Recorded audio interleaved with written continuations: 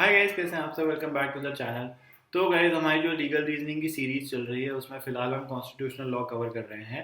और अगर आपने पहले के 3 वीडियोस नहीं देखी कॉन्स्टिट्यूशनल लॉ की तो आई बटन में उसका लिंक है, जाके देख सकते हो। चैनल पे भी वीडियोस डली हुई है तो वहाँ से भी देख सकते हो।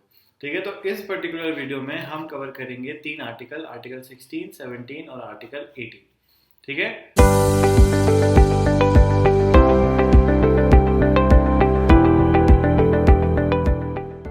तो लेट्स गेट स्टार्टेड। आर्टिकल 16 की बात करते हैं भाई। आर्टिकल 16 बोलता है equality in matters of public employment. ठीक है, article 16 of the constitution of India lays down that the state can not discriminate against anyone in the matters of employment. तो जो भी एम्प्लॉयमेंट के मैटर्स आएंगे हमारे देश भर में, उसमें आपके अगेंस्ट कौन डिस्क्रिमिनेट नहीं कर सकता है? स्टेट। ठीक है, जितने भी सिटीजन हैं वो सारे अप्लाई कर सकते हैं गवर्नमेंट जॉब्स के लिए।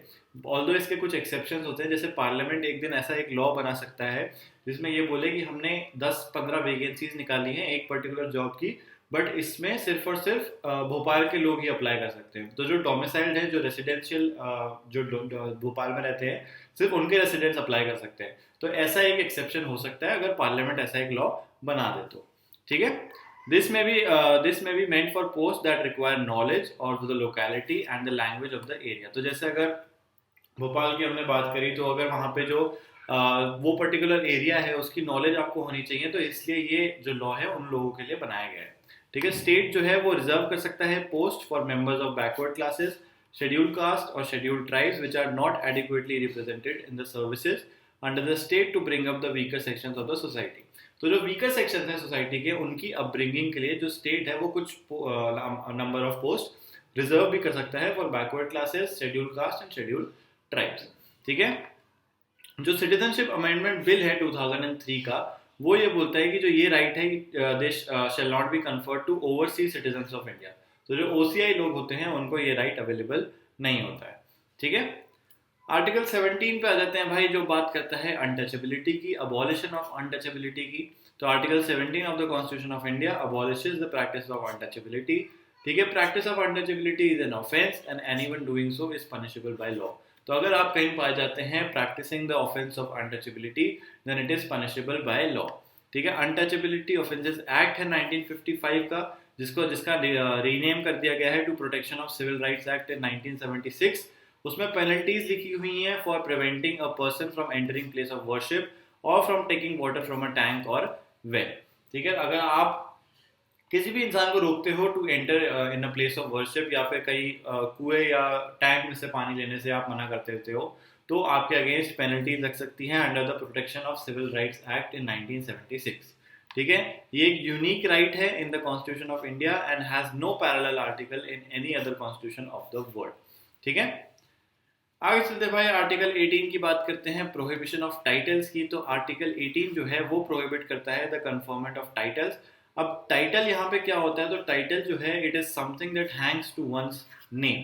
ठीक है, as an appendage either prefix और suffix, example sir, nawab, maharaja et cetera. ठीक है, एक जो डेमोक्रेसी होती है वो टाइटल्स नहीं बनाने चाहिए उनको, एंड टाइटुलर ग्लोरीज नहीं देनी चाहिए। This will go against the realisation of social equality. ठीक है, तो अगर आप टाइटल्स देने लगेंगे तो वो तो सोशल इक्वालिटी के अगेंस्ट ही हो जाएगा। ठीक है, जैसे हम इनको नवाब बोलेंगे, महाराज बोलेंगे, सर बोलेंगे। तो आर्टिकल 18 जो है वो सारे टाइटल्स अबॉलिश करता है। It prohibits the state to confer titles on anybody whether a citizen और नॉन सिटीजन। इसके ऑल्दो एक्सेप्शंस होते हैं ऑब्वियसली, जैसे कि मिलिट्री और एकेडमिक डिस्टिंक्शंस होते हैं as those title are conferred to rank the officers. ठीक है, जैसे मिलिट्री में ऑफिसर्स की रैंक के लिए टाइटल्स देने पड़ते हैं।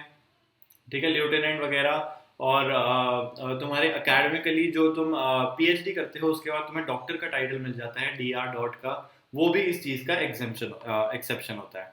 And university can give title और honour on a matter of merit, ये मैटर है। ठीक है, it also prohibits a citizen of India from accepting any title from any foreign state. ठीक है, आप किसी फॉरेन स्टेट से भी एक टाइटल नहीं ले सकते as long as you are a citizen of India. ठीक है, आगे चलते भाई, प्रोहिबिशन ऑफ टाइटल्स में ही a person not being a citizen of India but holding any office of profit और trust under the state is prohibited from accepting any title from any foreign state without the consent of the president. तो यहाँ पे ये बात आती है कि अगर आप सिटीजन नहीं है इंडिया के, पहले तो हमने पढ़ लिया कि आप सिटीजन हैं अगर इंडिया के, तो आप तो वैसे ही टाइटल नहीं ले सकते। But if you are not a citizen of India but आपके पास कोई ऑफिस ऑफ प्रॉफिट है जो आप स्टेट के अंडर होल्ड करते हो, तो आप किसी भी फॉरेन स्टेट से टाइटल नहीं ले सकते unless and until you have the consent of the president. ठीक है, इसमें ये भी प्रोवाइड किया जाता है कि नो पर्सन सिटीजन और non citizen holding any office of profit or trust shall, without the consent of the president, accept any present or emolument or office of any kind from under any foreign state। तो आप किसी भी foreign state से कोई emolument या फिर कोई office भी होल्ड नहीं कर सकते हो, ठीक है, एज लॉन्ग एज आप कोई ऑफिस ऑफ प्रॉफिट चला रहे हो under the state and unless and until आपके पास प्रेसिडेंट की परमिशन नहीं है। ठीक है, तो गाइस इसी के साथ हमारी ये वीडियो यहाँ पे एंड होती है, छोटी सी। ठीक है, नेक्स्ट वीडियो में हम आर्टिकल 19 पढ़ेंगे जो कि काफ़ी इंपॉर्टेंट है। ठीक है, और अगर आप तुम चैनल पे नहीं हो तो सब्सक्राइब कर लेना, अपने दोस्तों के साथ शेयर करना, चैनल को लाइक कर देना वीडियो। ठीक है, and I will see you in the next class. Bye bye.